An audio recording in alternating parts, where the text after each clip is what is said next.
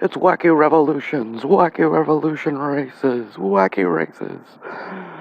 Scenarios of epic situations which are bizarrely bizarre to actually try to work with and to actually comprehend the furthest and most unconscionable variables into which one has to think. I mean, at one point, throwing a bunch of tea off a boat and taking on the most dominant army on the planet was unconscionable. It was unethical. And it was not the law. But you know me, I love playing Red Alert in my head just for various purposes of thinking what if. Like Professor's funny little machine on Futurama. What if? What if Joe Biden and Trump tee off? Well, if this was somewhere around when Joe could manage a clear thought, it would have been quite good. Still going to be quite good, I'm sure. I'm very looking much forward to seeing the debate. Hopefully, he doesn't fall over and die on the stage. Bernie had a heart attack because of his body, but his brain is still functioning very strong. I'm pretty sure Trump's going to give Joe an aneurysm in the first debate, if not the second, if not then the third. And it makes me feel bad because I like Joe. I think he's a nice guy.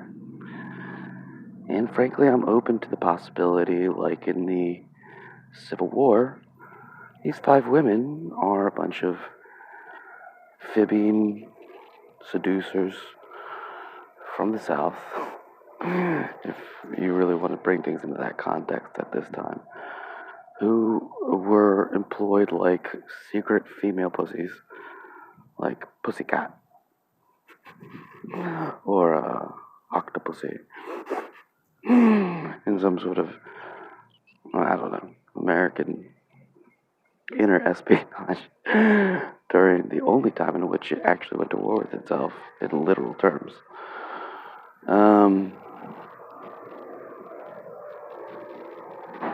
So I'm thinking to myself, if Joe's going to have an aneurysm on stage, what would the scenario then therefore be if we predetermined this variable, sad as it is, and somebody assassinates Joe? I don't know when, I don't know where, I don't know how.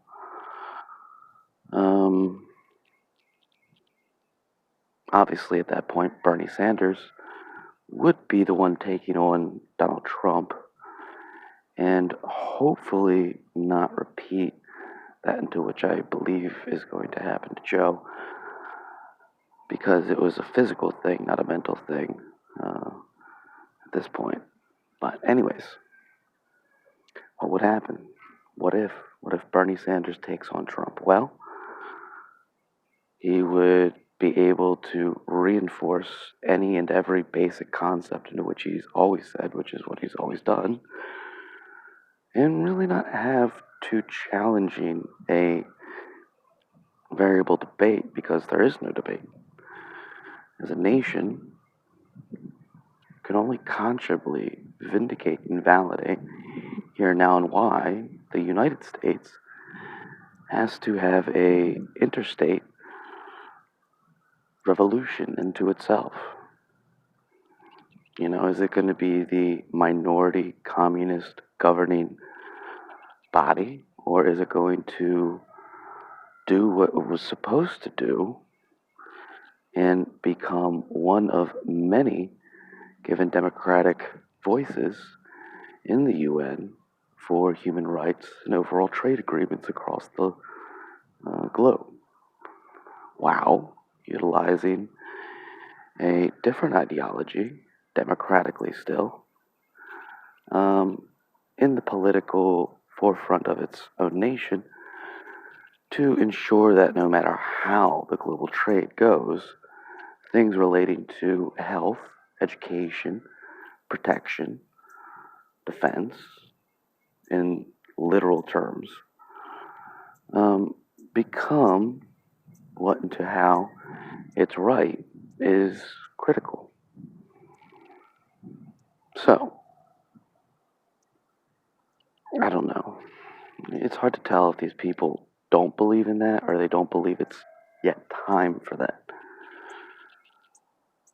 It's very difficult because they can't ever say, well, we're actually planning to sort of become like a state on the globe, because then it would screw up uh, when that moment is perfect.